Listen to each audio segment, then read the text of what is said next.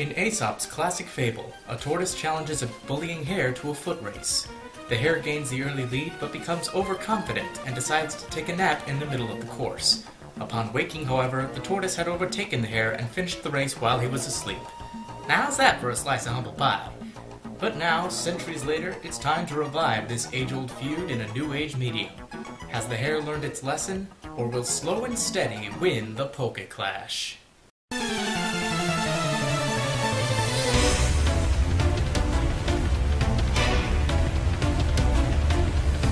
Hello and welcome to PokéClash, where reptiles that spin at high velocity and bunnies that create earthquakes are just the norm. Anyway, today our feud is a classic one. In terms of real-world physical properties, these two probably couldn't be more different.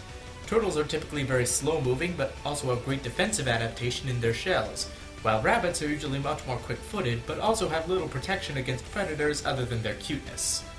However, as long as we're here, I must ask the question of which of these skill sets translates best over to the world of Pokemon.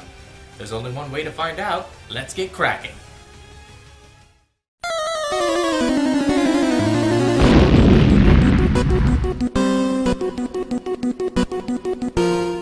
Blastoise, the shellfish Pokemon, is the terrifying firefighting water-type starter of Kanto. While its line may have started out just blowing some bubbles out of its mouth, Blastoise has taken its play-school methods back and seriously upgraded to some heavy artillery. The cannons on its back can shoot blasts of water powerful enough to penetrate solid concrete and even steel. And if you think you can escape by outrunning it, think again. Blastoise can fire with enough accuracy to hit small targets from a distance of up to 160 feet or over 50 meters away. Or if you want to get extreme, in Mega form, its dorsal cannon can reportedly fire up to 6 miles, nearly 10,000 kilometers.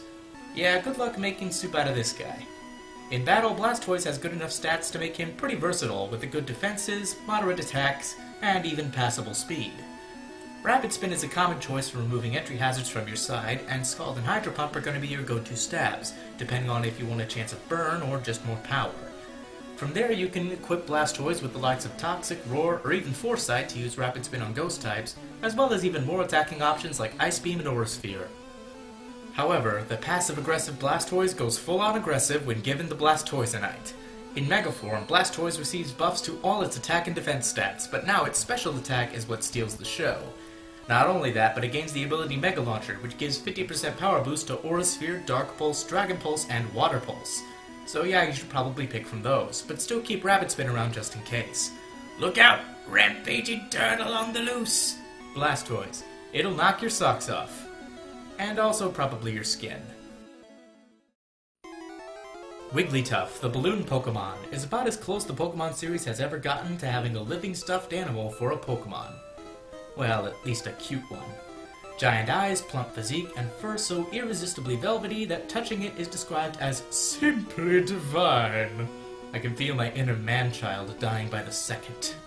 Wigglytuff are also able to inflate their bodies to seemingly no end, and have been known to do so when agitated. And now it's time for brilliant blurbs about bunnies. Throughout the franchise's history, Wigglytuff have been shown to be one of the more compassionate Pokemon there are. Pokédex entries state how pairs of Wigglytuff love to snuggle together and never want to be separated. In Mystery Dungeon Explorers, the Guildmaster shows a great care for the members of his guild, even if he himself may not be all there. Wigglytuff have recently started showing up to assist Nurse Joyce in the Kalos region, the only criteria for which is apparently being monochromatic pink, and even the Magical Pokemon Journey manga showcases this, with the Wigglytuff character falling in love with an Arbok. You figure that one out. In battle, Wigglytuff is a mixed special wall and sweeper, thanks to its high special attack and even higher HP, though its defenses and speed leave something to be desired.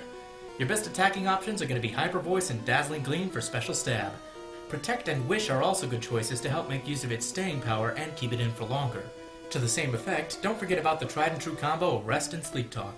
If you want something a bit more devious, give it Shadow Ball as a pretty dang good counter to many ghost types. Finally, if you can get it, I recommend Hidden Power Ground. It may not get stabbed, but hits for super effective damage against all 3 of Wigglytuff's weaknesses. From the puff to the tough, from the jiggly to the wiggly, this plush plower is always ready to play. I don't know about you, but I can't wait to hear these results. The people choose You, Blastoise, by a vote of 83% to 17%.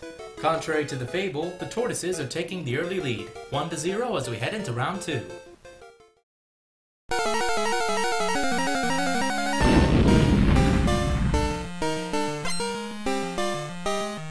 Shuckle, the mold Pokemon, is a bit of a strange beast, though that's hardly ever a bad thing. While other Pokemon may hunt or forage in order to sustain themselves, Shuckle prefer to collect berries and store them within their shells. Over time, the fruits ferment and mix with a fluid that Shuckle secretes naturally to create a delicious juice which it can then drink whenever it likes. This juice is more than just a supplement, however, as it has some other properties. In the anime, the juice is shown being used to make medicines and tonics, and the fluid Shuckle creates is apparently acidic enough to dissolve through rocks.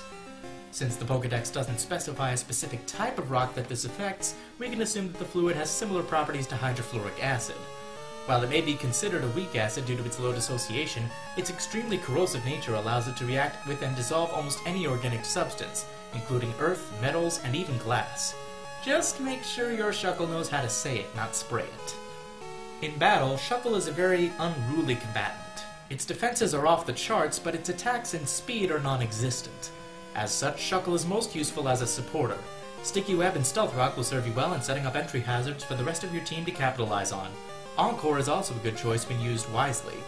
Other options include Knock Off for dealing with item maniacs, Infestation for trapping opponents, Protect or Rest for staying power, the always reliable Toxic, and Power Split for immobilizing enemy powerhouses. Seriously, Power Split on Shuckle is pretty dang horrifying. Shuckle may not be the most destructive Pokemon in the roster, but its versatility may see it through yet. Azumarill, the Aqua Rapid Pokemon, is certainly one of the strange ones in terms of design. While technically a mammal, Azumarill make their primary habitat in rivers and lakes, and spend the majority of their days floating in them. This is also reflected in their design, which resembles bubbly water to act as camouflage. Even though that makes no real-world sense, seeing how water isn't blue. Although I suppose it would be kind of creepy to have a transparent Pokemon, so whatever, I'll let it slide. Its other distinguishing feature is its large ears, and trust me, cuteness isn't the only function those ears serve. Azumarill have highly developed sensitivity to sound, to the point where they can apparently hear distances! I think you're missing a word there. This same ability also allows them to hear everything going on in whatever body of water Azumarill is currently in, provided it can take the time to concentrate.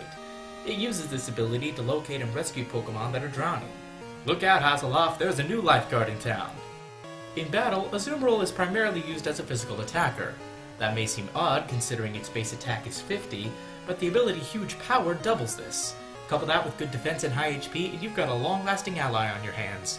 Azumarill has very few options in the way of support, so it's mostly there to cause mayhem. Play Rough and Waterfall are ideal stab options. Aqua Jet is also helpful for priority's sake. Other attacking options include Knock Off, Superpower, and Ice Punch. Also, while a bit risky to pull off, Azumarill can make good use of Belly Drum to maximize its wrecking potential to legendary levels. Just be careful about when you decide to use it because it leaves Azumarill very vulnerable for the rest of that turn. Azumarill, one Pokemon that shows sometimes it's best to go with your gut. The results are upon us, my brothers and sisters. It is time that they be revealed to us on this day in not quite history, but not quite mythology either. I don't know, PokéClash time. Everyone set your watch! The people choose you, Azumarill, by a vote of 56% to 44%. It seems like the Hares are out of their snooze and made it a tie game. Onward to Hoenn!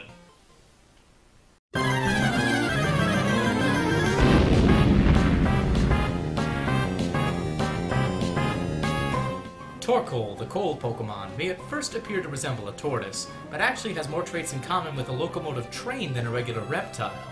Torkoal make their habitats out of places like Fiery Path and abandoned coal mines.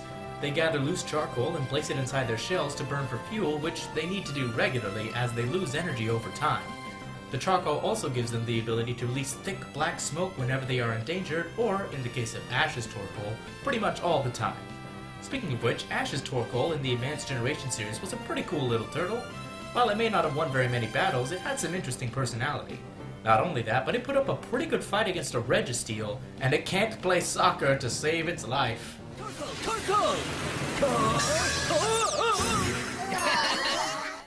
Oh, don't worry about it. If it bothers you too much, you can always take lessons from Koopa Troopa. In battle, Torkoal has exceptional physical defense, with modest attacks and abysmal speed.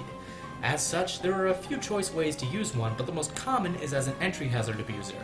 First off, Rapid Spin will clear away any hazards on your side of the field, and Stealth Rock will do the opposite for your opponent.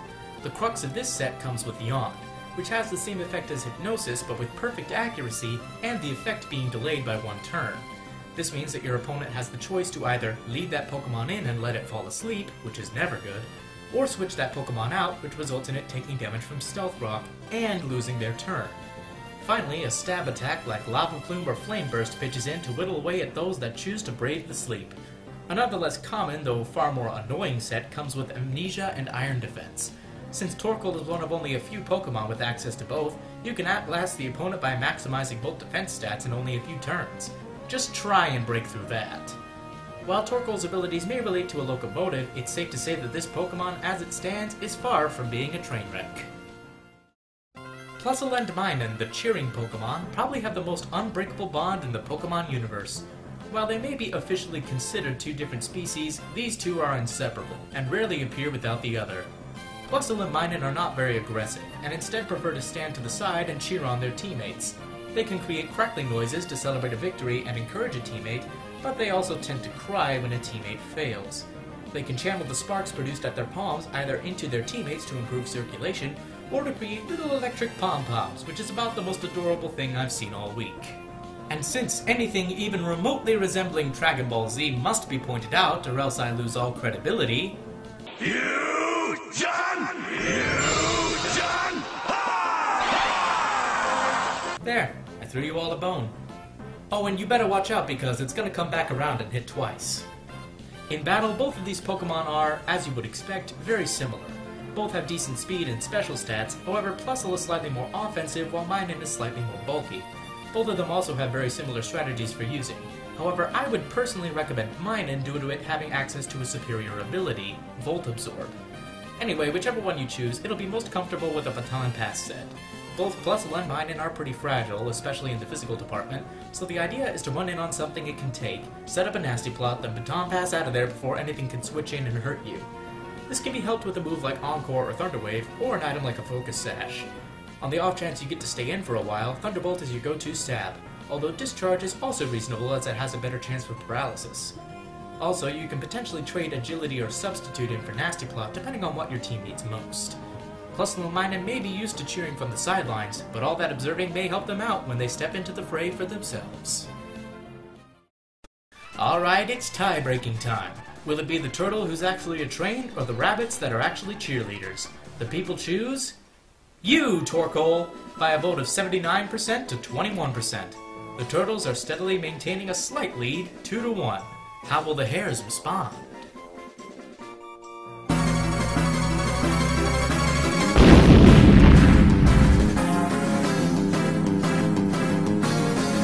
Torterra, the continent Pokemon, is the Pokemon world's most unwitting foster parent. At over 2 meters tall and over 300 kilograms, this truly massive yet slow-moving Pokemon makes an ideal nesting ground. Small Pokemon of many other species flock to the backs of Torterra to build nests and raise their young. Sometimes, Pokemon actually live their whole lives on a Torterra's back. It's like its own little world. And now it's time for Tubular Tidbits about Tortoises. Many different cultures throughout history have depicted the tortoise in similar ways, both as a symbol of good luck and longevity, and as a means of supporting islands, mountains, or even the entire world in heaven. The Japanese Minogame is one such beast, and the pattern of its shell is a staple decoration of traditional Japanese weddings. North American Mohawk tradition explained earthquakes being caused by the world turtle stretching due to the weight she carries. The Hindu Kurmaraja was said to support the earth on its lower shell, heaven on its upper shell, and the earth's atmosphere with its body. There's even one Chinese tale in which a mortal man named Xuan Wu purged all human flesh from his body in order to become a god. The last remaining parts were his stomach and intestines, and when removed, they became a black tortoise and a black snake, respectively. Spit up and swallow, indeed. In battle, Torterra loves to get physical with good attack, defense, and HP. Torterra is very comfortable with the Choice Band and is primarily there to wreck everything. Earthquake and Wood Hammer are going to be your best stab options, despite recoil from Wood Hammer, and Stone Edge and Crunch are also good options to take care of Torterra's common checks such as flying types. Lastly, if Choice Band isn't your style, that opens you up to a few support options such as Rock Polish, Stealth Rock, and Synthesis. Simple but effective. Torterra may be lugging around a continent all the time, but when the Earth starts to shake, it's already too late. Lopunny, the Rapid Pokemon, is one of those Pokemon you wouldn't expect to be a sleeping dragon. While its appearance and behavior may make it out to be a wallflower, it holds a dark side that's only come to light 2 generations later. Normally, Lopunny is a rather timid and dainty Pokemon. It prefers to hide or bound away from a fight before any confrontation happens. It has soft, cottony fur, particularly around its ears, which it takes great care in grooming. However, should those ears be mishandled, Lopunny will show a bit more aggression and kick the perpetrator, which is only a small glimpse of what's to come when it Mega Evolves. After this occurs, Lopunny's shyness completely disappears and it calls upon a wild fighting instincts to become much more aggressive. Much of its protective fur disappears, and the ears it once took such good care of, it now uses to crumple metal plates. Remind me not to Mega Evolve my sister anytime soon. In battle, Lopunny has very different niches depending on the situation. Lopunny has good speed and defenses with decent attack. However, it's usually used with a more supportive set. Lopunny is holding a Choice Scarf, which due to its ability has no effect. Then it uses Switcheroo on an enemy. That enemy is now locked into its last move, and the item it used to hold is no longer in use. With correct timing, this can be devastating to an enemy. You can also make the timing easier with Encore. Thunder Wave does as Thunder Wave do, and Healing Wish is great for one last means of support, especially when used on a Focus Sash or Steady user. A few other options for normal Lopunny include Toxic, Heal Bell, Baton Pass, and Return if you're worried about Taunt. However, when it transforms into Mega Lopunny, it goes full-on offensive. Mega Lopunny has increased speed, attack, and defense. It also gains the Fighting type and the Scrappy ability, which combine for a moveset that nothing completely resists. Return and High Jump Kick will serve you well for stab options. Fake Out is also an excellent choice for Mega Lopunny. From there, you can go for one of the Elemental Punches, Substitute, Protect, Healing Wish, Encore, and more. Lopunny may have started out as a typical bunny Pokemon, but has now become an interesting subversion of the stereotype. Just goes to prove how a seemingly one-note idea can still have creativity abound. Lopunny intended. Well, now that I've been properly punished for that last quip, it's time to find out the results. The people choose you, Torterra, by a vote of 84% to 16%. The Tortoises extend their lead 3-1 as we enter the final round.